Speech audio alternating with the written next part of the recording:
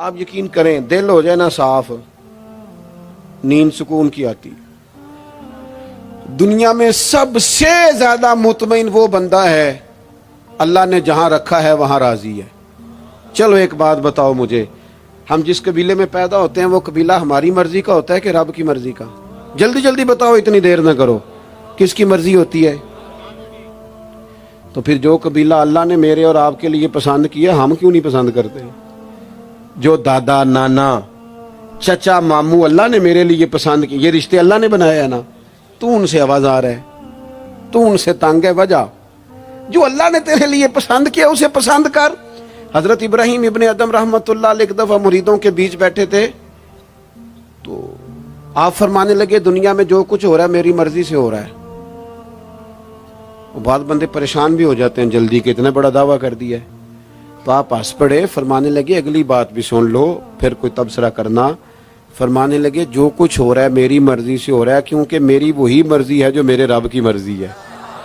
میں نے اپنی مرضی اپنے رب کی مرضی میں فنا کر دی۔ اب میری مرضی کوئی نہیں، سانو قید سجن دا گہنا ہے، او جنج رکھے ایسا اونج رہنا ہے۔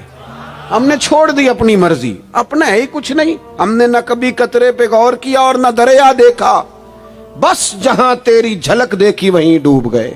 چھوڑ دو یہ اس نے یہ کیوں کر دیا؟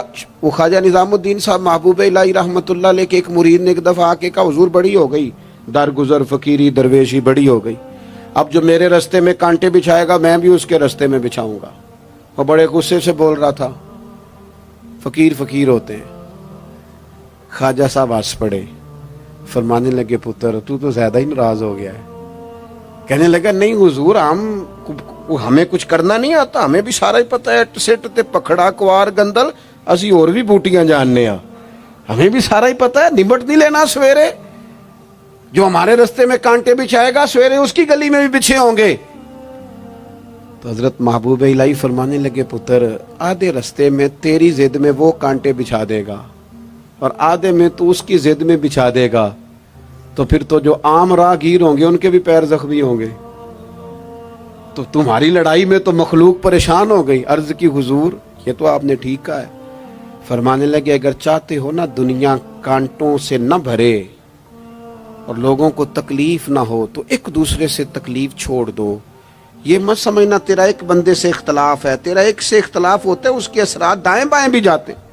حضور پھر کیا کروں؟ فرمایا اسے بچھانے دے، وہ بچھاتا جائے تو اٹھاتا جا، تو اٹھاتا جا۔ ویسے بھی جو کام ساری دنیا کر رہی ہوتی ہے وہ تو سارے کر ہی رہے ہوتے ہیں، کوئی ذرا ہٹ کے بھی کرنا چاہیے۔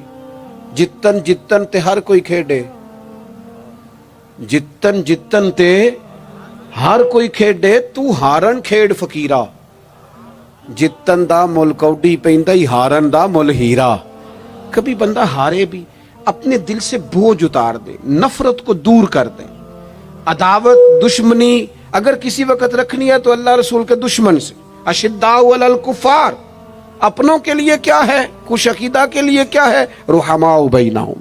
میرے عزیز ترمذی میں حدیث ہے، اپنی بات کو حوالہ دے کے مضبوط کر دوں، ترمذی میں حدیث ہے، نبی پاک علیہ الصلوۃ والسلام نے حضرت انس بن مالک سے فرمایا تھا، اے انس اے میرے بیٹے تم سے ہو سکے تو صبح اس حال میں کرنا کہ تمہارے دل میں کسی کا بغض نہ ہو۔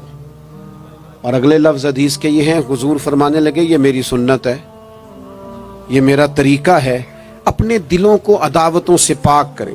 اور پانچویں بات، اور بس اسی کے آگے پیچھے میں نے اپنی بات کو سمیٹ دینا ہے، میرا مضمون مکمل ہو گیا۔